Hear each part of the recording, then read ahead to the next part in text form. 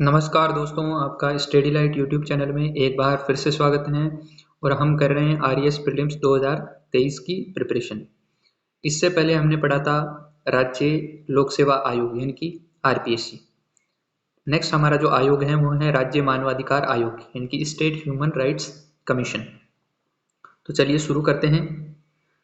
देखिए, राज्य मानवाधिकार आयोग सांविधिक या वैधानिक आयोग स्टेचुरी कमीशन है। देखिए, जब मैंने आरपीएससी पढ़ाया था तो आरपीएससी में मैंने कहा था कि आरपीएससी एक संवैधानिक निकाय है, और इसमें मैं बोल रहा हूँ एक सांविधिक या वैधानिक निकाय है। अब देखो, सांविधिक और संवैधानिक निकाय में क्या डिफरेंस रहता है। आरपीएससी संवैधानिक निकाय था तो संवैधानिक का मतलब होता है कि उसका हमारे संविधान में पहले से उल्लेख है, लेकिन सांविधिक या वैधानिक का मतलब ये होता है कि किसी कानून के द्वारा उसको शामिल किया जाता है। किसी कानून के द्वारा उसको शामिल किया जाता है तो उसको बोलते हैं वैधानिक यानी विधि। विधि मतलब कानून। कानून के द्वारा शामिल किया जाता है तो उसको बोलते हैं सांविधिक आयोग। ठीक है। राज्य मानवाधिकार आयोग की बात करें तो इसकी स्थापना 23 मार्च 2000 को हुई थी। और किस अधिनियम के तहत हुई थी, तो मानवाधिकार संरक्षण अधिनियम 1993 के द्वारा इसकी स्थापना की गई थी। राज्य मानवाधिकार आयोग के संरचना की बात करें तो इसमें एक होता है अध्यक्ष और दो होते हैं सदस्य। पूर्व में इसकी संख्या 4 थी, लेकिन इस संख्या को घटाकर 2 कर दिया गया है, यानी कि एक अध्यक्ष और 2 सदस्य होते हैं। इसके अलावा एक सचिव होता है जो कि आईएएस अधिकारी होता है, और उप सचिव कौन होता है, आरएएस अधिकारी होता है। ठीक है। राजस्थान की बात कर रहे हैं तो आरएएस अधिकारी होगा। अन्य स्टेट पीसीएस की बात करें तो वहाँ का स्टेट अधिकारी होगा। ठीक है। अब बात कर लेते हैं योग्यता की। तो योग्यता में सबसे पहले हम अध्यक्ष की बात कर लेते हैं। किसी भी राज्य के उच्च न्यायालय का सेवानिवृत्त या कार्यरत न्यायाधीश होगा। अध्यक्ष पे उच्च न्यायालय का सेवानिवृत्त या कार्यरत न्यायाधीश होगा, यानी जो जज है वो होगा। इसके बाद में सदस्य की बात करें तो इसमें 2 सदस्य थे, तो इसमें पहला सदस्य की बात करें तो उच्च न्यायालय का सेवानिवृत्त न्यायाधीश या जिला न्यायाधीश, और ये शर्त है कि न्यूनतम 7 वर्ष का उसे अनुभव होना चाहिए। दूसरे सदस्य की बात करें तो मानवाधिकारों का विशेषज्ञ ज्ञान होना चाहिए। तो एक है अध्यक्ष और 2 है सदस्य। ठीक है। तो ये तो होना चाहिए हमारे राजस्थान के उच्च न्यायालय का सेवानिवृत्त या फिर कार्यरत न्यायाधीश। सदस्य की बात करें तो ये 2 सदस्य थे। इसमें पहला जो सदस्य है वो उच्च न्यायालय का सेवानिवृत्त न्यायाधीश या फिर जिला न्यायाधीश हो सकता है, यानी डिस्ट्रिक्ट कलेक्टर हो सकता है।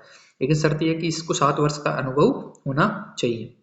7 वर्ष का अनुभव का मतलब यह न्यायाधीश के तौर पे। और जो दूसरा अध्यक्ष है वो होना चाहिए मानवाधिकारों का विशेषज्ञ होना चाहिए, यानी उसको मानवाधिकारों के बारे में क्या होना चाहिए, ज्ञान होना चाहिए। अब बात कर लेते हैं इनकी नियुक्ति की।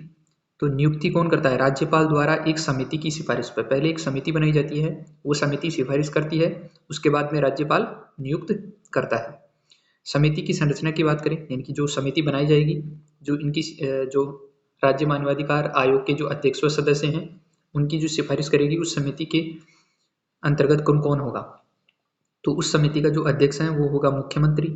इसके अलावा विधानसभा का अध्यक्ष होगा, विधानसभा में विपक्ष का नेता होगा और गृह मंत्री होगा। इन 4 लोगों से मिलकर समिति बनाई जाएगी।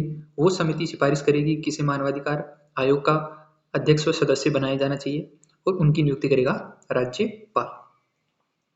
कार्यकाल की बात करें तो इनका कार्यकाल होता है 3 वर्ष और 70 वर्ष।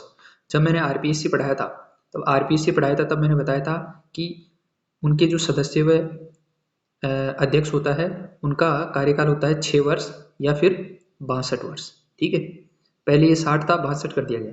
और यहाँ पे जो राज्य मानवाधिकार आयोग है इनके कार्यकाल में देखो 3 वर्ष है या फिर जो आयु सीमा है वो 70 वर्ष। याद रखना है ये डिफरेंस।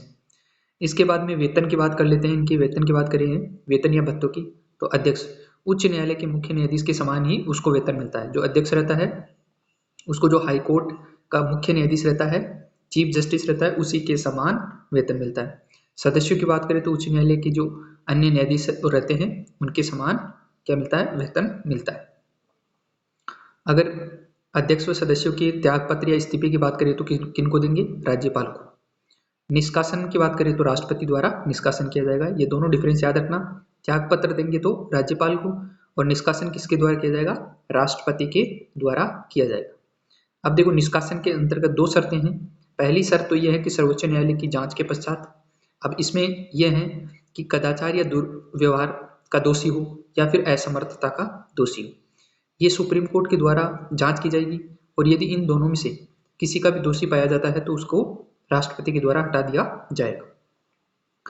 दूसरी शर्त यह कि सर्वोच्च न्यायालय की जांच के बिना भी हटाया जा सकता है। वो कब हटाया जा सकता है? तो इन 3 कंडीशन के आधार पर हटाया जा सकता है। एक है दिवालियापन, दूसरा है नैतिक पतन, और तीसरा है लाभ का पद। इन 3 शर्तों के आधार पर राष्ट्रपति डायरेक्टली क्या कर सकता है? जो राज्य मानवाधिकार आयोग के अध्यक्ष व सदस्य हैं उनको हटा सकता है। याद रखना, हटाने का कार्य राष्ट्रपति का है, राज्यपाल का नहीं है। लेकिन जो त्याग पत्र देते हैं वो किसको देते हैं? राज्यपाल को देते हैं।